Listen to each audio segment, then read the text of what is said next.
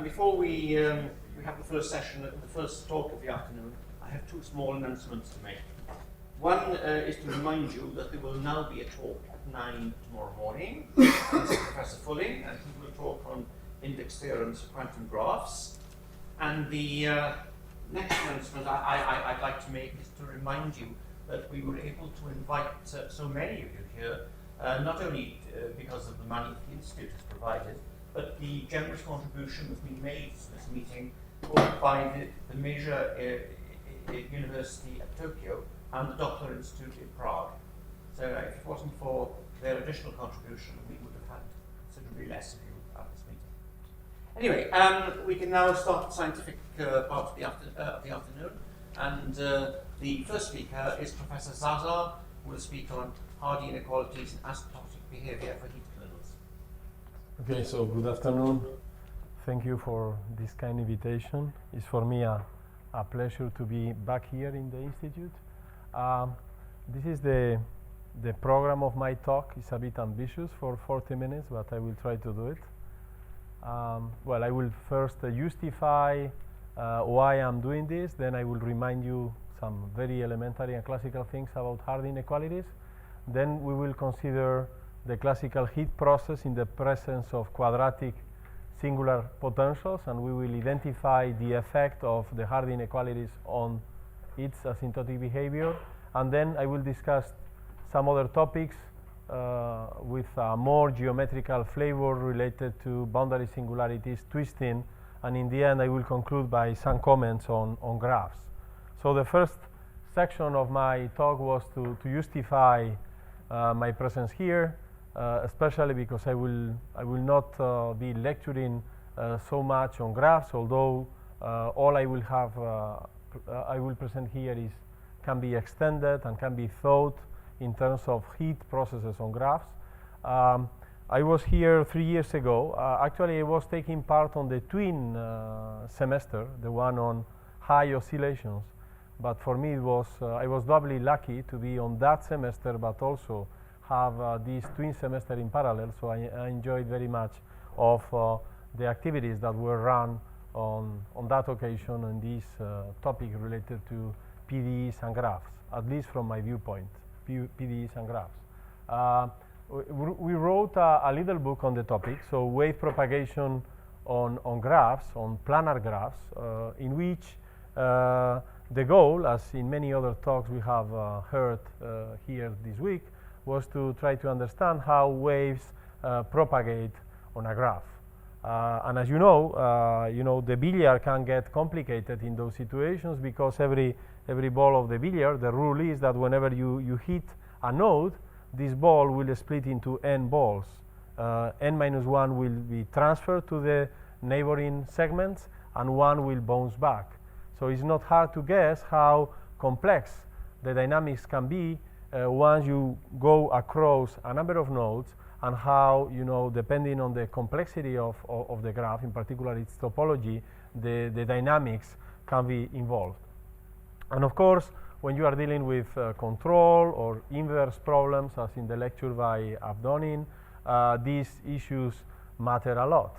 If you are trying to identify the graph from, say, for instance, boundary measurements, you do care a lot of how waves are propagating inside, since depending on how they do it and the placements of your sensors, you will or not be able to see the signals in a sufficiently accurately manner.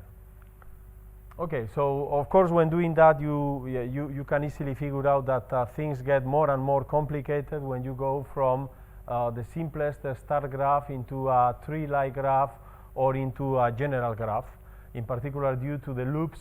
The understanding of the wave propagation on this kind of graphs can be quite complicated, and then figuring out whether you can or not measure the total energy of solutions from some boundary measurements can be a very delicate issue. And in order to convince you of this, rather than presenting any of the technical results we developed and that are collected in that text, I would like to remind you this little game of several waves cancelling each other. Okay, so this is the simplest example. Once you understand this, you can play on more general graphs and to try to get an idea of how complicated things can be. So this is a very simple graph in which we have one string to the left of this point and one to the right. Okay, and we have placed a sensor here in the middle. So this sensor is trying to determine whether waves are indeed propagating in this medium, which in this case, as I said, is this very simple graph in which two strings are attached. Okay, so well, if there is only one signal propagating in the medium, then it will be reflected on the boundary according to the classical Descartes law, of course, regardless of what the boundary conditions are. The energy will bounce back and forth, propagating with velocity 1, and then of course whenever this wave is crossing this sensor, the sensor will record it, okay, and then it will count. So there is one signal, two signals, three signals. Okay, so this is in the case when there is only one signal. What happens when there are two? I mean, if you are not, if you are a bit unlucky, it could well happen that there is a second signal, the red signal, that is annihilating the green one precisely at the point where the green one is crossing the sensor. Then the conclusion will be that the sensor will not be able to see this green signal when crossing because it will be annihilated, compensated by another one which has exactly the same amplitude but opposite sign, precisely at that unique time, instant of time, in which the signal was going through the sensor. Okay, so this signal will be invisible here. Of course, I mean, if we wait long enough, we will be able to see that the red signal was there, the green signal was there, and therefore if we wait long enough, we will be able to recover again the full energy of the solutions and determine there were two solutions of energy 1. Fine. But then things can get more complicated. You could have a third signal, propagating again, and that will play the role of, for instance, annihilating this one when crossing the mass. So if you increase the number of signals, it is not hard to see that if the mutual lengths of the two strings are have a ratio which is rational, then with a finite number of waves and anti-waves, you can annihilate them when crossing the sensor for all time. Okay, so this explains in terms of rays, of characteristic rays, something which on the other hand will be trivial, is the fact that there is an eigenfunction of the Laplacian with zero boundary conditions there, and for which this is a nodal point. So once you have an eigenfunction of this Sturley-Liouville problem that is vanishing on this node, you can of course build a solution of the corresponding wave problem in separated variables that will be invisible on that nodal point. Okay? What I was trying to explain here is how these issues that are easy to understand through the spectrum when the spectrum is available, you can understand them through wave propagation theory when the spectrum is not so accessible. Actually, you have seen a lecture on this by Professor Chernyshev. It was somehow related to this one. He was dealing with semi-classical analysis of the Schrödinger equation on a graph, and you can remember probably all these little ping-pong balls bouncing back and forth and reproducing because of the reflection of the nodes, making the whole dynamics more and more complex. Okay, so this was the topic of our book. Things get complicated because if you take into account the topology of the graph and then the number theoretical properties of the various strings involved in the graph, this picture might get very, very complex. So here I was telling you that you can completely annihilate signals because this point was sitting on a nodal point, which means left and right strings have a ratio which is rational. If the ratio is irrational, you cannot do that. But if you will, for instance, take this ratio to be a Liouville number, you could do that at any order, so that things, even though don't get to be completely invisible, they can degenerate as much as you wish. This was for the wave equation. Things can get complicated, but we have this ray theory that allows you to understand the game. Now, what about heat processes? Well, from a partial differential equations viewpoint, the heat equation is much better. Everything is regularized, as you know, and this helps a lot when, for instance, solving nonlinear problems. But when you are dealing with this kind of dynamics, in which you are trying to determine the nature of the, say, the manifold or the graph in which the process is evolving, this actually adds difficulties to the problem because of the fact that everything is being diffused. Everything is so much diffused that details on the graph will be very easy to be distinguished along the solutions of the heat equation. So the way we found on that book of doing that, even though it's not presented that way, was basically in spite of this classical idea of Kanai, which you probably know well. Let me remind you, this is a very nice siesta exercise, right?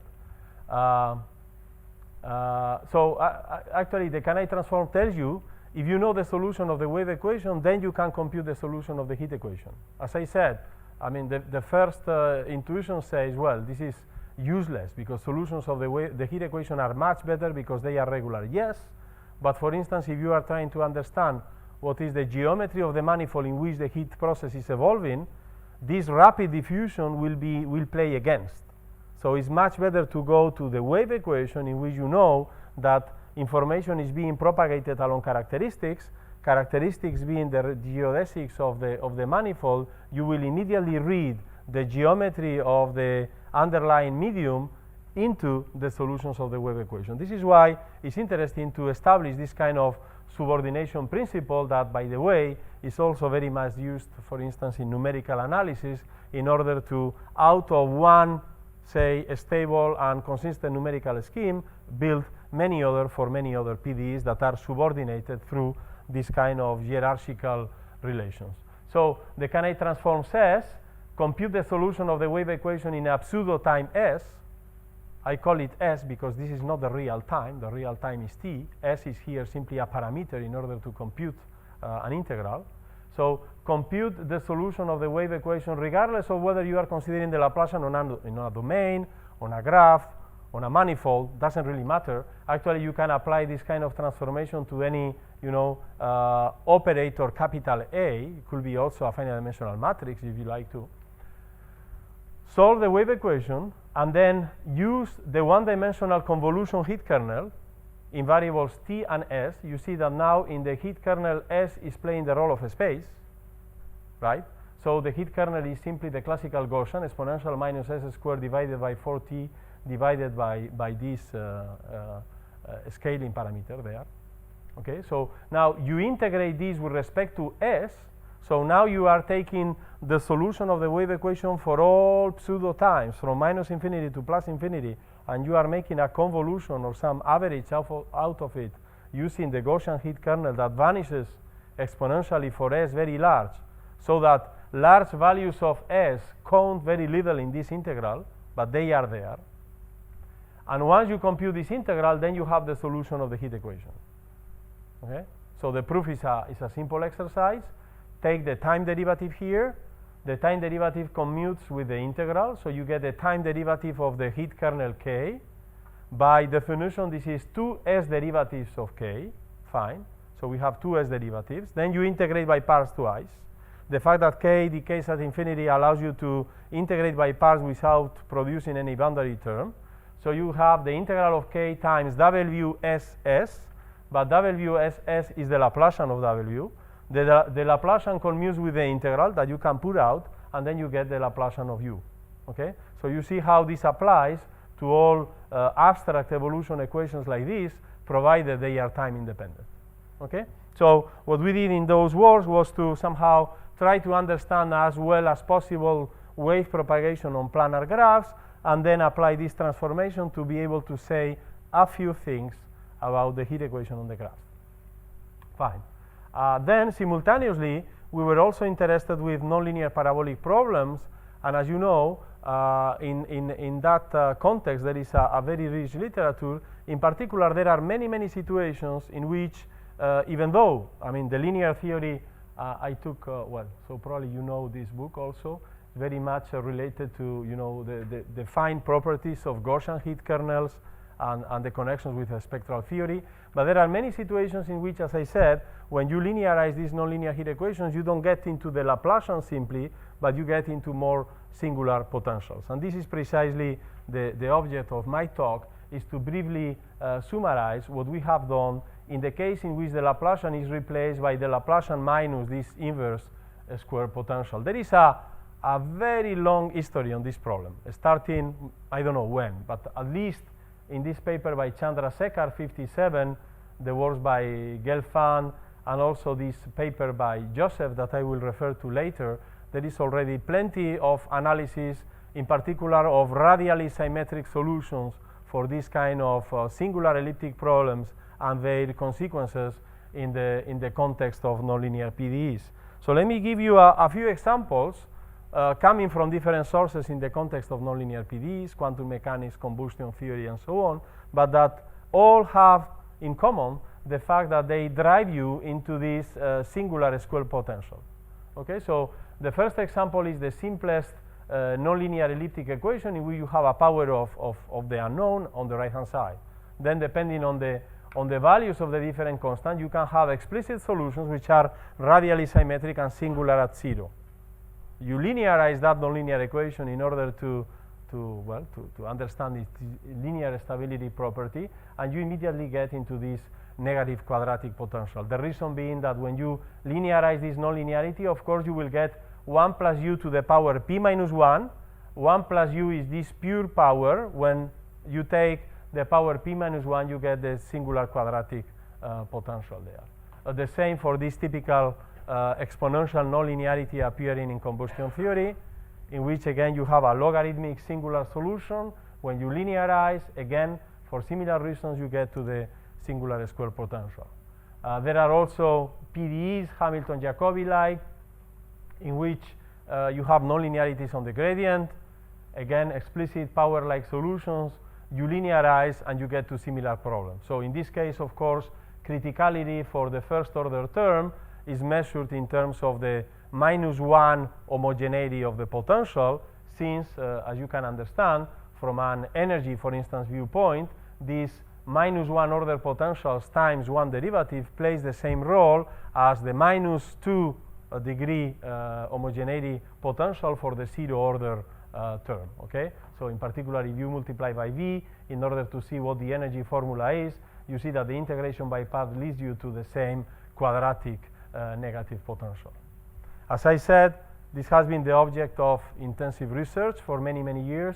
There is this paper, for instance, by Dan Joseph, in which for the nonlinear problem he is analyzing the bifurcation diagram of the problem depending on the parameter tuning the nonlinearity, and then you see this is for radially symmetric solutions only. So you see how, depending on the dimension 2, 2.5, 3, 10, and so on, you have a different bifurcation diagram, which is telling you, different things depending on the dimension about, in particular, the uniqueness and the existence of solutions for the problem. So you see that the analysis is done not only for integer dimensions 2, 3, 10, but also for fractional ones, 2.5. This is simply because, of course, once you write down the Laplacian in radial coordinates, you can also fix the dimension to be any number, okay, greater than 1.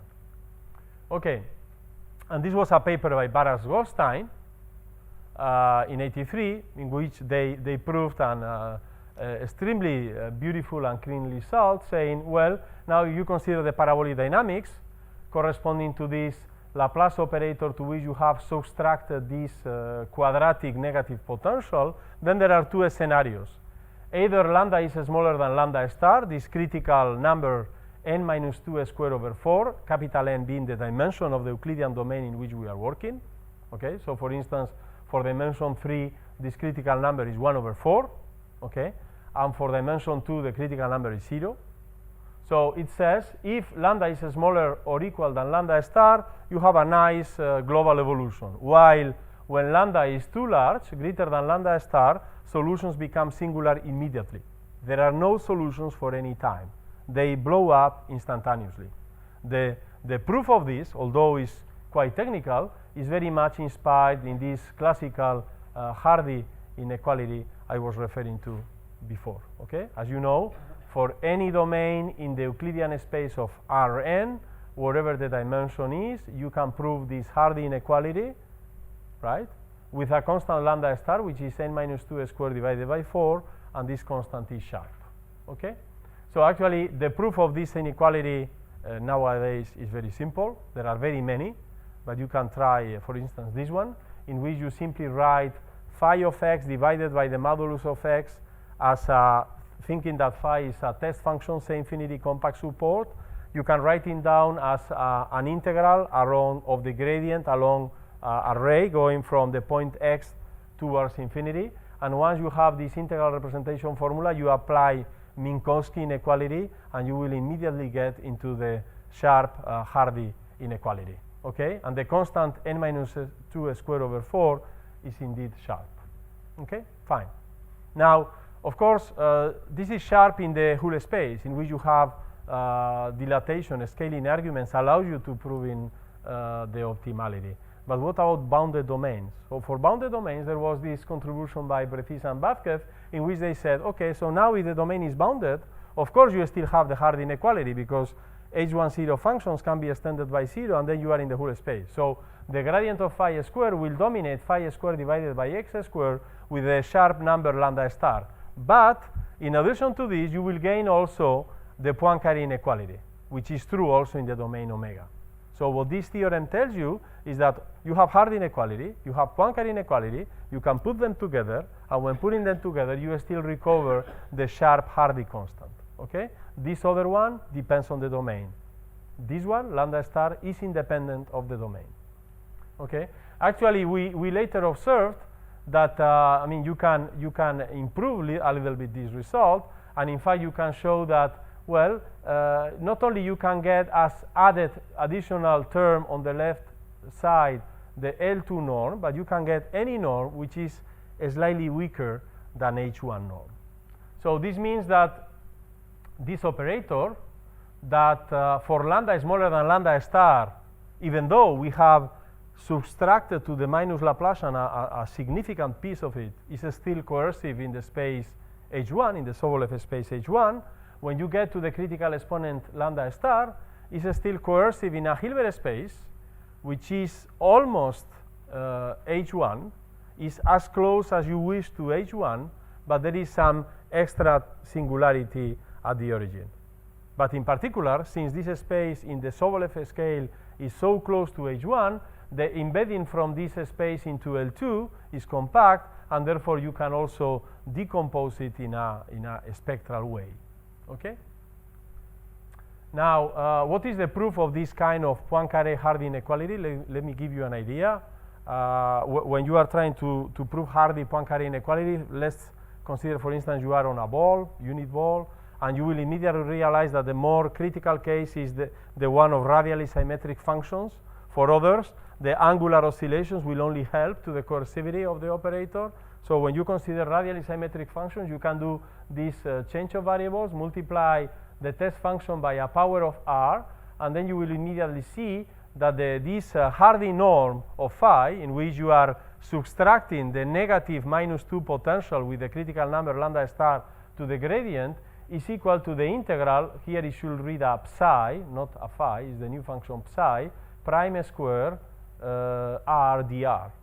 And now you immediately realize that this is what? This is simply the Dirichlet form in 2 space dimensions. So you use now the Sobolev embeddings in 2 space dimensions, telling you that this allows you to give any upper bound on any LP norm of psi, and then going back to the variable phi, you are able to recover that this operator is almost as coercive as the Laplacian, right? You are simply paying the price of this logarithmic singularity that the H1 functions in 2D have according to the Schrödinger inequality. Okay, of course in dimension 2 there is nothing you can do. In dimension 2 the Hardy constant is 0. It means that there is no room for subtracting any, regardless of what the size is, any percentage of this negative square potential. Okay? Fine. Now, once you have this in mind, you can revise that theorem by Barras-Algol-Style and say, well, now we understand why we have well-posedness up to a threshold and then ill-posedness. Actually, the results should read, for lambda strictly smaller than lambda star, you have solutions for this negative quadratic potential heat equation in the classical space H10. When you get to the critical exponent, there is some subtlety. You don't get as much regularity as for the Laplacian. You don't get into H10, but you get into this new, say, Hardy type space, which is adapted to the quadratic form and is slightly bigger than H10. And for lambda greater than lambda star, there is lack of well-posedness because this negative potential is winning. So in some sense, for lambda greater than lambda star, this is a backward heat equation in which you have all the ill-posedness of the classical phenomena in the theory of Tikhonov, for instance. Okay, so that was the bounded domain. Now let's go back to the original space. We are now in the Hule space. We are dealing with the Cauchy problem in the Hule space. The Hardy inequality is still true, fine. But here we don't have the Poincaré inequality, of course. We are in the Hule space. So this allows us to show that for any lambda smaller than lambda star, solutions are global, but we'll be able to prove any decay rate. In the case of bounded domain, this was very much based on the Poincaré inequality that fails to be true for the Hule space. So what to do? Well, our idea was to use the classical similarity transformation that you probably know well, that for the classical heat equation reduces the classical heat equation into this kind of Fokker-Planck operator, for which now the spectrum is discrete, and you can actually compute the eigenvalues. The eigenvalues are separated by a gap, I think is 1/2. You know, the spectrum is now uniformly separated. The eigenfunctions are simply Gaussians multiplied by Hermite polynomials. So you have now a complete representation of the Laplacian and the corresponding heat semigroup in these new scales. Of course, in this case, because of the homogeneity of this singular square potential, you have to pay the extra price. I remind you that one of the main properties of this kind of similarity transformation is to somehow rescale, renormalize the diffusion process that the Gaussian heat kernel is exhibiting. As you know, for the Gaussian heat kernel, solutions are spreading and going down. So through this change of variable, what you are doing is you are bringing the size of the Laplacian to the Gaussian to be always 1, and then the support of the Gaussian is also kept to be fixed, right? So that now the classical fundamental solution of the heat equation becomes now an steady state solution of the new parabolic problem in the new similarity variables. Okay, so now in order to deal with these similarity variables, as I said, for which you know that the spectrum is discrete, the discreteness of the spectrum means that there is some hidden compactness, and actually this hidden compactness can be seen in when looking to the Dirichlet form with respect to the weight k being simply this now reverse Gaussian that is going to infinity. So when you do that, you see that now the embedding from H1 into L2 is compact. The weight is so large at infinity that is pushing functions to go down at infinity and then to behave as if they were of compact support. So you have Poincaré inequality, and not only this. In this frame, you have now the Hardy plus Poincaré inequality, and the Hardy constant turns out to be the same. So now once you have this coercivity, you go back to this problem in the similarity variables. You do energy estimates, you get an exponential decay rate, and when you go back to the original variables, you gain a decay rate of the order of t minus 1/4. Okay, so the corollary of all this analysis is that when you are dealing with the heat equation, even for lambda equal lambda star, in which the Hardy inequality tells you that the Laplacian is dominating this but nothing else, is not giving you any extra positivity, you are able to somehow extract the positivity of these difference operators and then guarantee that there is a decay rate of the order of minus 1/4. And this 1/4 is sharp. Okay. Now, you can do similar things when the singularities are on the boundary. When the singularities are on the boundary now, the Hardy constant jumps from n minus 2 squared over 4 to n squared over 4. So here you probably recognize the Hardy inequality you all remind. So it's in 1D, functions are vanishing on one end, and then what Hardy established is that in that case you have a Hardy inequality with constant 1 over 4. This, in the case of general domains, in the multidimensional case, corresponds to singularities that are on the boundary, somewhere on the boundary of the domain. So this is true. There is now a quantic jump on the Hardy constant. And now, if you want to do, and this is joint work with PhD student Kristi Kazaku, if you want to do that on a careful manner, you will see that in order to get these extra reminding terms, like in the Hardy-Poincare inequality, you have to pay attention not only to the fact that the singularity is on the boundary, but also to the local convexity or concavity properties of the domain. Okay? Okay. And now a different application of this kind of ideas comes when dealing with twisted tubes. And this probably will also give us some ideas about some hidden phenomena we can all guess. I don't know whether they were made explicit, I don't think so, in the context of graphs. Okay, so this is a tube, this is a twisted tube. I don't think I need to explain that, right? We all understand. So this is a cylinder with a given cross section, can be any domain in 2D. You know, we make a cylinder out of it.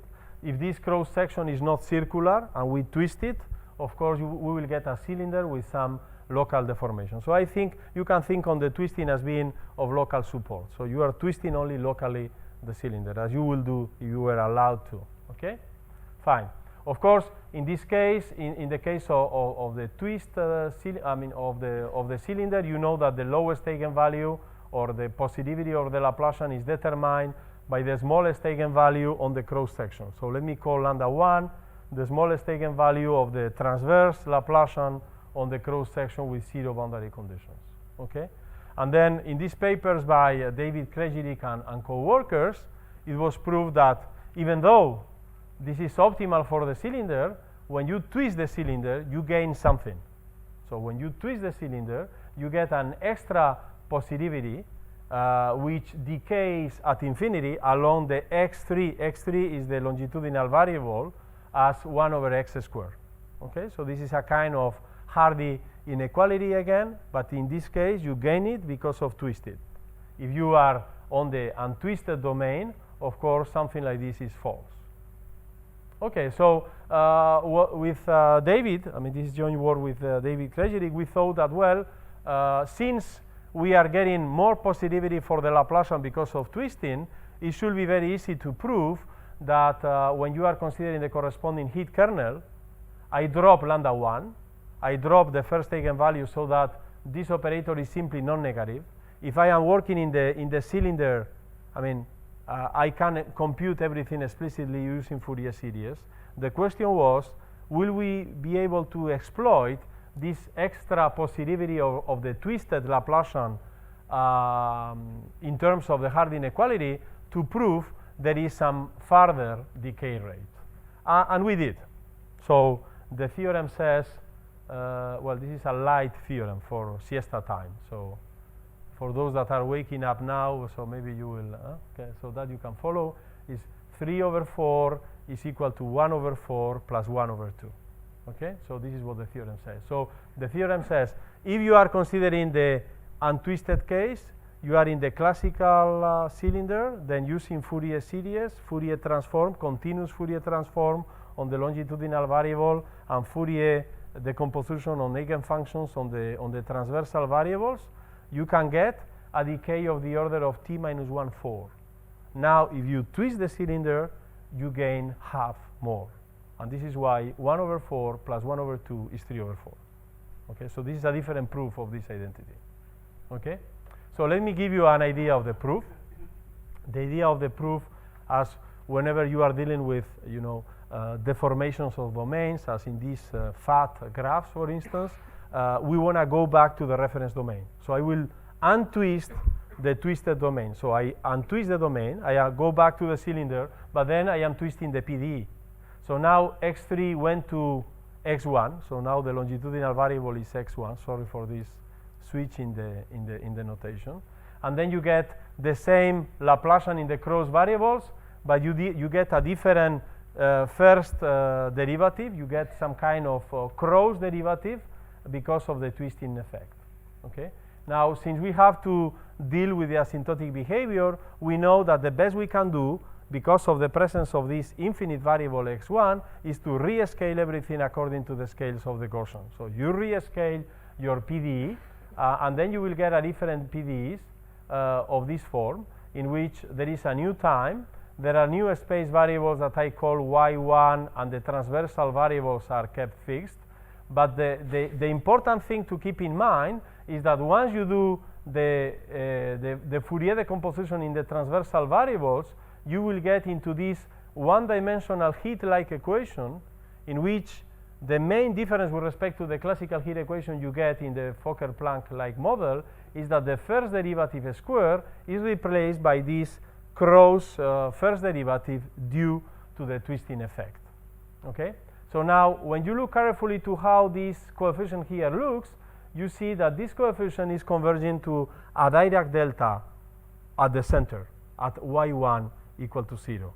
And then when passing to the limit, if this guy here is a mollifier, is an approximation of the identity which is approximating the Dirac delta, you see that the only possible limit of this operator has to be the heat equation to the left, the heat equation to the right, and then an extra Dirichlet condition in the middle. Okay? So what is happening actually is that we are going from the standard Gaussian heat kernel to the odd heat kernel, in which, because of this inner Dirichlet boundary condition, you have the same phenomena as when computing the x derivative of the Gaussian. So I remind you that the Gaussian decays like t minus 1/2 in L infinity, in L2 decays like t minus 1/4. But now when you do an x derivative, when you write down everything in the corresponding scales in the variables x over the square root of t, because of the x derivative you get from here, you have here an extra 1 over the square root of t term. And this is, again, a different proof of the fact that 3 over 4 is 1 over 4 plus 1 over 2. So the 1 over 2 you gain is due to this extra, say, space derivative, which is coming from the fact that when twisting more and more, and I think this is in agreement with intuition, if you twist more and more and more and more, in the end, the tube will break into two tubes with a Dirichlet boundary condition in the middle. Okay, so this is the picture from the Gaussian to the broken Gaussian with the Dirichlet boundary condition at the middle point. Okay, so these ideas can be extended. We have, for instance, written down carefully, so you can again gain decay rate when considering the heat kernel on a strip like this, in which rather than taking, say, Dirichlet condition on the bottom and Neumann conditions on the top, you switch, you swap, you twist. Okay, so originally you can take here Neumann up in red and Dirichlet black down at the bottom, and then you have a decay rate of whatever it is, t minus 1/4. Now you do this twisting, you swap this half of the boundary condition here from Dirichlet to Neumann and vice versa, and then through the analysis I have shown you, you gain a decay rate of the order of t minus 1/2.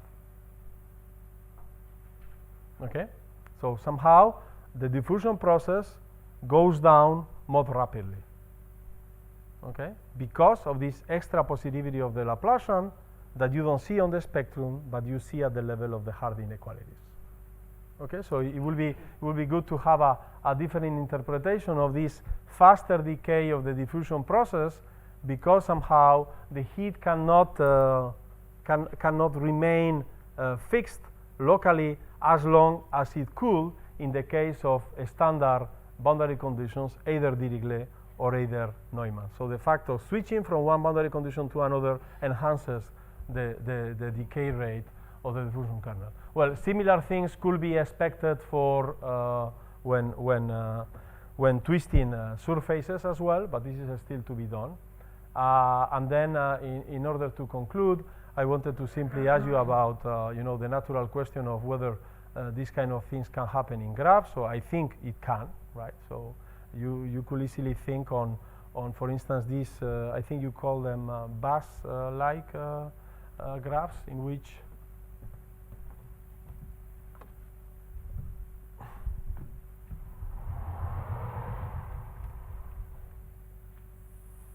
so you can think on a graph like this.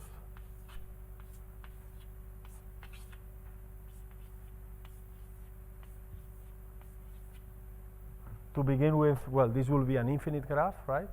And then the Laplacian on it, or the diffusion process on it. To begin with, you could take Neumann boundary condition on the north and Dirichlet boundary condition on the south. But then you can twist, right? So you could say, no, okay, I will take, say, I twist here, so I will take here north, west, I take Neumann, northeast, I take Dirichlet, and then I do the reverse, Dirichlet to the southwest and Neumann to the southeast. So very likely the Laplacian there will be more positive, and the diffusion process will have the tendency of going down much faster in this case. There are, yes? What will be the boundary condition coupling these short edges to the main line? Because if you take here off, they do not know whether they point north or south. So you should have the conditions which are somehow sensitive to the orientation. Well, but I think you are breaking the uniformity of the. So you are right. So assume you take Kirchhoff, so that the orientation is not seen. Let's go back to the original, assignment of boundary conditions. Then I will have Neumann, Dirichlet, Neumann, Dirichlet, Neumann, Dirichlet. And when I do this twisting, I will break that property. So I am introducing some local singularity, the same as it's happening here. Okay, and this in principle could enhance the decay rate. Yeah, I agree. So whether this can be proved is still to be seen, but I suspect is the case. So and very likely in this particular example you can work out some kind of Floquet representation or Fourier series representation in order to make this more or less clear and explicit. But well, the question will be now in more generally. So given a graph, an infinite graph. So how much do you need to twist in order to guarantee the enhancement of the decay rate of the diffusion process? And in all the examples I have shown you, the theorem was 3/4 is equal to 1/4 plus 1/2.